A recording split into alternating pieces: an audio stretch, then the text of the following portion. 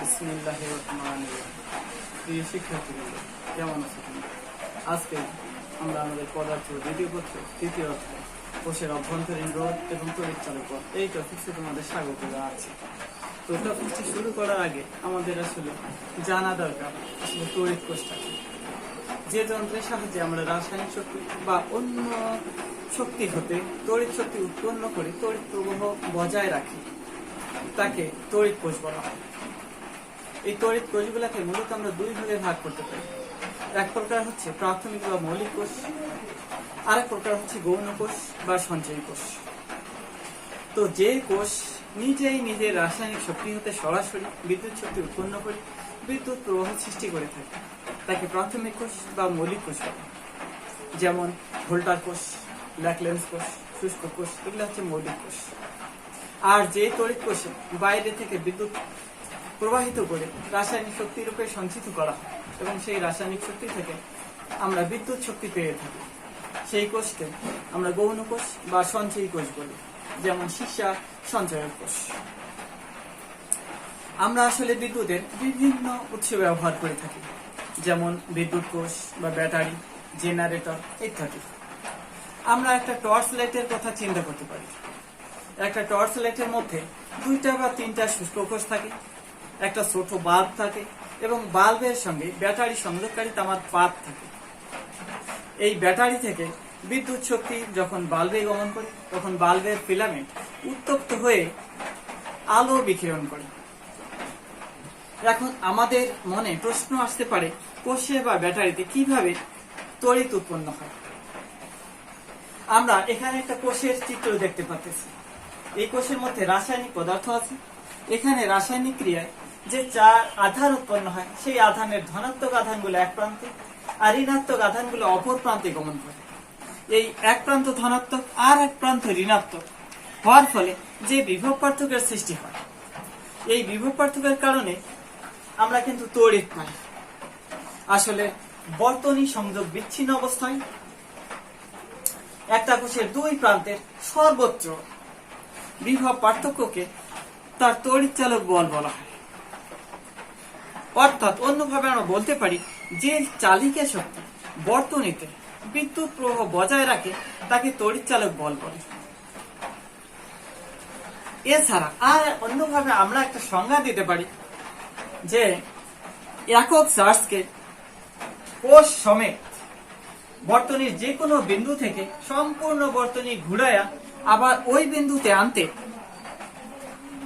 যে কাজ সম্পন্ন হয়, যে কাজ করতে হয়, তাকে ওই কোষে তড়িৎ চালক বল বলে। তড়িৎ চালক বলের একক হচ্ছে জুল পার কুলম বা ভোল্ট। যেমন কোন কোষের তড়িৎ চালক বল, প্রশ্ন থাকে পরীক্ষায় যে কোষের তড়িৎ চালক বল 1.5 ভোল্ট বলতে কি বোঝায়। তো এইটা বলার জন্য আমরা বলতে পারি যে কোষের অভ্যন্তরে রাসায়নিক ক্রিয়া কোষের ধনাত্মক প্রান্তের বিভব ঋণাত্মক প্রান্তের বিভবের চেয়ে 1.5 ভোল্ট বেশি রাখে। অন্যভাবে আমরা বলতে পারি যে কোন একটা বর্তনীর যে কোনো বিন্দু থেকে 1 কুলম চার্জকে কোষ সমেত সম্পূর্ণ বর্তনী একবার ঘুরিয়ে ওই বিন্দুতে আনতে 1.5 জুল কাজ সম্পাদিত হয়। তো এই যে আরেকটা চিত্র আমরা দেখতে পাচ্ছি, এই চিত্রে আমরা দেখতে পাচ্ছি বিদ্যুতের দিক থেকে যে কোষের মধ্যে বিদ্যুৎ যায় ঋণাত্মক প্রান্ত হতে ধনাত্মক প্রান্তের দিকে। এই পাত দুইটার মধ্যকার বিভিন্ন উপাদান তড়িৎ প্রবাহে যে বাধা প্রদান করে তা হচ্ছে ওই কোষের অভ্যন্তরীণ রোধ। অভ্যন্তরীণ আসলে ভিতরে, অর্থাৎ কোষের অভ্যন্তরে বিদ্যুৎ প্রবাহ যে পরিমাণ বাধা পায় তাই ওই কোষের অভ্যন্তরীণ রোধ। এই অভ্যন্তরীণ রোধটা বহির্বর্তনীর রোধের সাথে শ্রেণী সমবায়ে যুক্ত হয়। আমরা এখানে এই যে বর্তনীটি দেখতে পাচ্ছি, এখানে একটা তড়িৎ কোষ আছে। এই কোষটার তড়িৎ চালক বলটা হচ্ছে ই। আমরা এই কোষের মধ্য দিয়ে বিদ্যুৎ প্রবাহের দিকও দেখতে পাচ্ছি। আর বহির্বর্তনীর একটা রোধ যুক্ত আছে যেটার নাম হচ্ছে R1। তাহলে এই সম্পূর্ণ বর্তনীর মোট রোধের পরিমাণ হবে R = R1 + R2। আমরা এই বর্তনীতে যদি তড়িৎ প্রবাহ মাত্রা I হয়, তড়িৎ প্রবাহ মাত্রা যদি হয় I, তাহলে আমরা লিখতে পারি I = E/R1 + R, অথবা লিখতে পারি E = I/R1 + IR। IR1 কে আমরা V দ্বারা প্রকাশ করলাম প্লাস IR। এখানে V টা হচ্ছে বর্তনীতে যুক্ত থাকা অবস্থায় কোষের দুই প্রান্তের বা রোধের দুই প্রান্তের বিভব পার্থক্য, আর IR টা হচ্ছে কোষের মধ্য দিয়ে বিদ্যুৎ প্রবাহে অভ্যন্তরীণ রোধের কারণে যে বিভবটার প্রয়োজন হয়। এই IR বিভবটুকু কোষের মধ্য দিয়ে বিদ্যুৎ প্রবাহের সময় অভ্যন্তরীণ রোধের কারণে নষ্ট হয়েছে। এই ভোল্টটুকু, এই বিভবটুকু আমরা কোনো কাজে ব্যবহার করতে পারি না, এই জন্য আমরা IR টাকে নষ্ট ভোল্ট বলে থাকি। আমরা এখান থেকে স্পষ্টতই দেখতে পাচ্ছি যে ভিটা লেস দ্যান ই, ভিটা ই এর চেয়ে ছোট। তার মানে বহির্বর্তনীর সাথে যুক্ত থাকার সময় কোষের দুই প্রান্তের বিভব পার্থক্য ওই কোষের তড়িৎচালক বলের চেয়ে কম হয়। কারণ এই যে অভ্যন্তরীণ রোধের কারণে যেটুকু বিভব আমাদের নষ্ট হয়ে যাচ্ছে সেই পরিমাণ বিভব ভি এর মধ্যে কম পাওয়া যায়। কিন্তু যদি আমরা বহির্বর্তনীতে কোষটাকে যুক্ত না করি, I = যদি 0 হয়, তাহলে আমরা E এবং V সমান পাব। এখান থেকে আমরা কোষের সমবায় নিয়ে বিভিন্ন রকম সমস্যার সমাধান করতে পারব।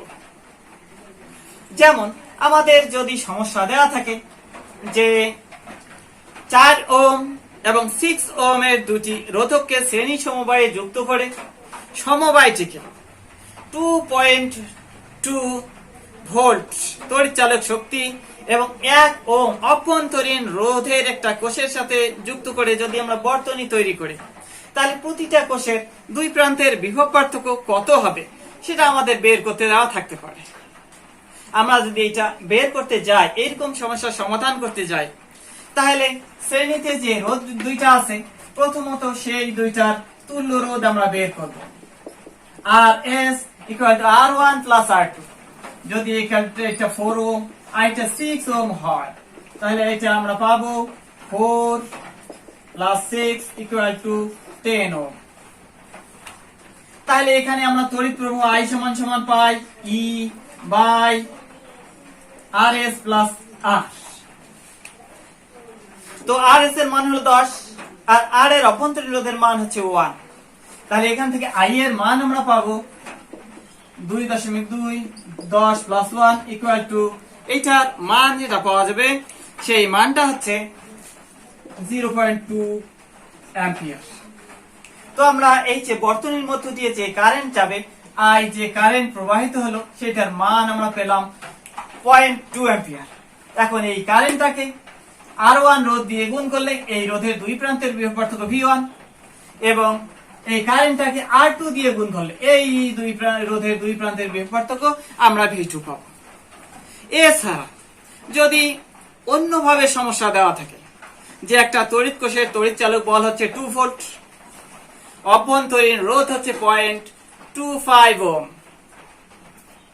5 ওহম এবং 10 ওহম রোধের দুটি তার সমান্তরালে সাজিয়ে এই কোষটার সাথে যুক্ত করলে প্রত্যেক তারের মধ্য দিয়ে প্রবাহিত প্রবাহ মাত্রা এরকম সমস্যাও থাকতে পারে। সেই রকম সমস্যা যদি থাকে আমরা বর্তনীটা এঁকে নেব। বর্তনীটা এঁকে নেব যে দুইটা রোধ সমান্তরাল সমবায়ে আছে,